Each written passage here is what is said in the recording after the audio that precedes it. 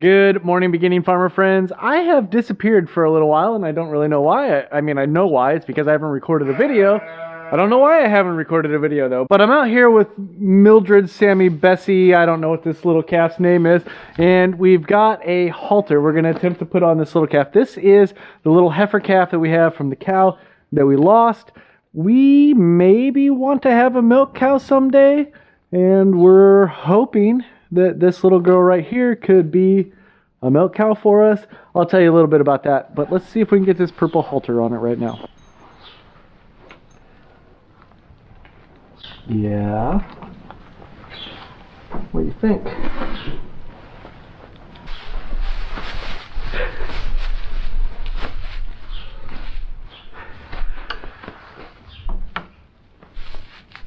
So I don't really know why, but it came with this little lead rope here, and I'm guessing we can take that off.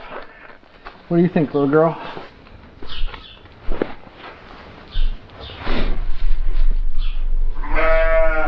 So you're not a fan?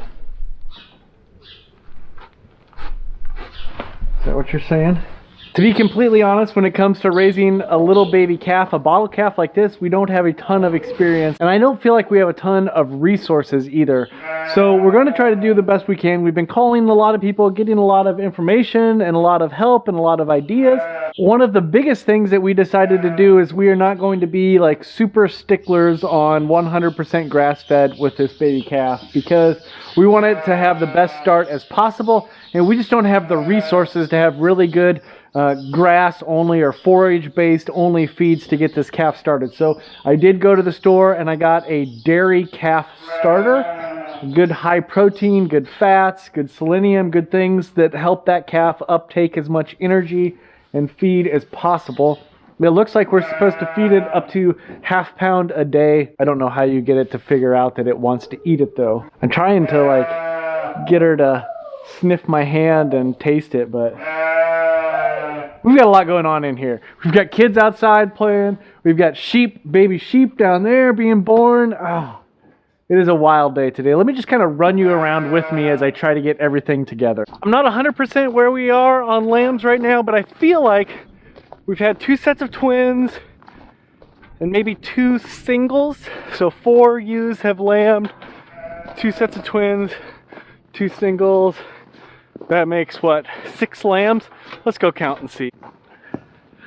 All right, I got sidetracked counting lambs because I was putting together a pen for lambs and ewes to go into. So I'm gonna take this bale of straw over. We'll throw it in with the lambs that we have now. I think we'll put a couple more in that were just born this morning. I'll tell you why here in a second. We got a lot of chores to catch up on. Not catch up on. We got a lot of chores to do and then chores to catch up on. I don't know. It'll make sense, I promise. In here in the lean-to of the shed, we got the 2 lambs, the white one and the brown one. And I think in my last video I flip-flopped what their genders were, which one was a ewe lamb and which one was a buck, but I don't remember right now anyways. But in here we've got the 2 little lambs that were born on that super cold day. They were born on that 17-degree morning. They are doing great. Mama is back there. She is doing great as well. We've got her on some alfalfa pellets. We just had a set of twins born this morning. They're doing great. They're up. They're nursing. They're doing fine. I think I'm going to bring them in here just because it's going to be 32 degrees this afternoon. It's going to be sunny. We're going to melt off a little bit. It'll get a little bit muddy. So I'm going to bring them in, just give them a fresh start. Just to give you a lay of the land, out here over this shoulder is the cattle lot, the sheep lot, the winter lot. Down here is the mess, and then way down there is where that calf is. This is the lean-to of the shed. This whole thing was on its way to getting taken care of and put on the shelves, and then negative 17 degrees happened, and it was hard to get motivated to get out here and work, let alone get everything else that needed to get done. Okay, that's 2 lambs. Let's go count the rest. This little brown lamb, I don't know if you can see it running away over there. That was actually the first one, that little brown single. Again, I don't remember what it is, if it was a ewe lamb or a buck. That one's doing great. Under the bale right here, we've got this little single right here. How are you doing? That little single is a little ewe lamb. She is doing great. And then right here, we've got the newest little guy born, or girl.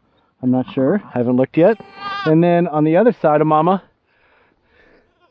we have that one. So let's see. 2, 3, 4, 5, 6 lambs so far. 4 ewes have lambed. I'm going to see if Mama ewe follows these up if I grab them here. That's a cute little brown one, isn't it? Look at me. I've got 2 lambs. Come on. Come on. Here we go. No, don't run away. Let's try this again with 1 little lamb and no camera. We'll see if I can get it. Oh, got punched in the face. There you go, Mama. There you go, Mama. Oh, get up, little buddy.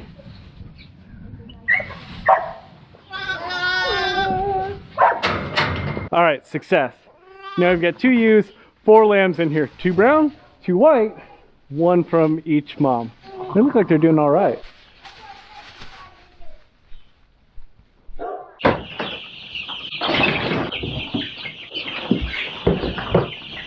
Look at that, I didn't even fall down again. Oh, everybody say hi to Tony. Here's the deal. These chicks are getting huge. Like, okay, huge for baby chicks. They are over 2 weeks old now. They are growing like crazy. In fact, they're kind of outgrowing my massively cold setup for when it was really cold. So I'm going to do some modifications out here today. I need to feed and water them. I think I'm going to wait on the water. I will give them a little bit of feed to keep them occupied. And it's time to get serious in here. We've got 425 growing baby chicks. All the chicks were hiding back here behind the back of this Hoover right here. I think I'm done with this board. I also feel like I'm kind of done with these bales, but I don't know that I want to take them out yet. So maybe what I'm going to do with these bales is bring them over here, just kind of stack them up tall. That way I still have them in here if I want them. If I feel like there's going to be another cold snap where I need to tighten things or batten the hatches down a little bit. All right, I decided the best thing to do is to get that piece of plywood out of here. It just takes up so much room. But in order to get it out of here, I gotta unscrew my little blocker in front of the door. Hopefully, I've got enough kids outside to catch any chicks that fall out and try to escape. It's always exciting in here. All right, now we've got more room in here. That's a good thing. All right, that's a good job to have done. With temperatures getting up even close to 40 this coming week, I wanted to spread these chicks out a little bit, give them a little bit more space. I was just sitting in here for the last 5 minutes watching the chicks kind of bounce around and eat and drink, and I'm realizing how small this brooder is for as many chicks that I have. I'm thinking that at some point we're going to need to find a different place for the rabbits in the winter, or at least be able to brood some chicks underneath. I don't know what's going to happen, but we're going to need more brooder space. I think that's the truth. The good thing is that it is actually warm in there. With all those chicks in there, the sun beating in, the heat lamps, the deep bedding, it all adds up to some warmth. So I am happy with that. I've got a couple other big projects though that I need to do so that I can do other chores. The main one, I think, is to get that fuel tank filled up. But in order to get that fuel tank filled up, I have to get it in a truck. Let me go show you the problem. I've got a couple issues with getting that fuel tank to town though to fill it up. One is the flat tire on this green truck. I just haven't driven the green truck in forever because it's been so cold. And 2 is that I've actually got a plastic liner in this truck. I haven't taken it out because if I take it out, I've got tons of holes in the bottom of that truck. So what I think I'm going to do is I'm going to pump up that tire, move the green truck out of the way. I'm going to take this blue truck. It does not have a bed liner, so it won't slide around as much in there.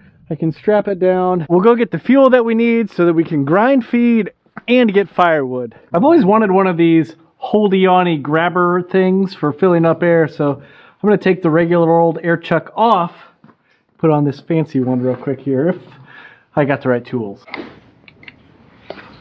I should probably put some thread sealant on that, shouldn't I? Someday.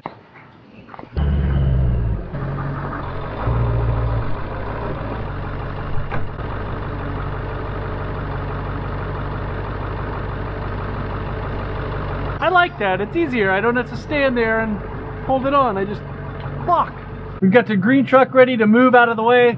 Let's get the 4430 started, and then we'll start shuffling some vehicles around. We'll go get some diesel fuel.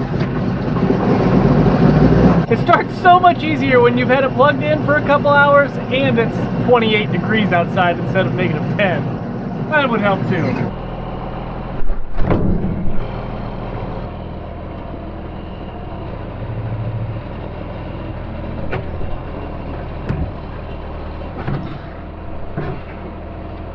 That didn't actually go too bad, but I am going to take a bottle of Howe's diesel treat to put in it so that we try to keep away from those jelly nut problems.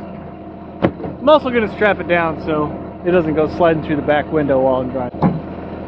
Alright, let's head to the Twin Cities and get some fuel.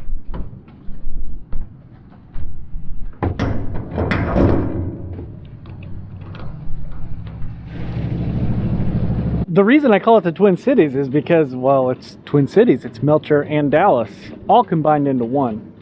It's a pretty happening place. This is roughly a 100-gallon tank, but the pump only lets me do $100 at a time. Right now, the off-road diesel is $2.16 a gallon.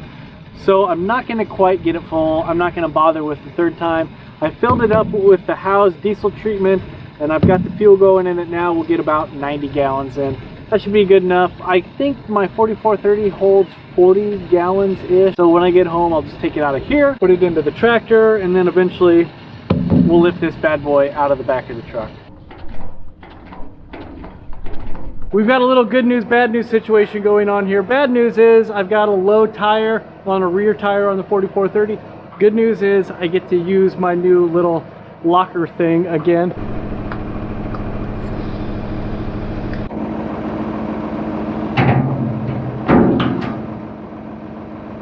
I've got my eye protection, I've got my ear protection, I've got my body protection, I've got my saw.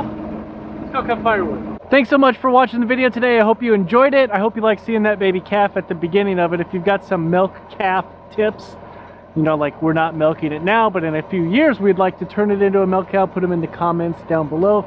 We are newbies all the way through on that deal. I also have a bunch of other questions that I'm going to be asking in the coming videos. I could really use your help. So if you like the video, please give it a thumbs up, like, share the video, let everybody know we're out here. I'm going to head over and cut some firewood now.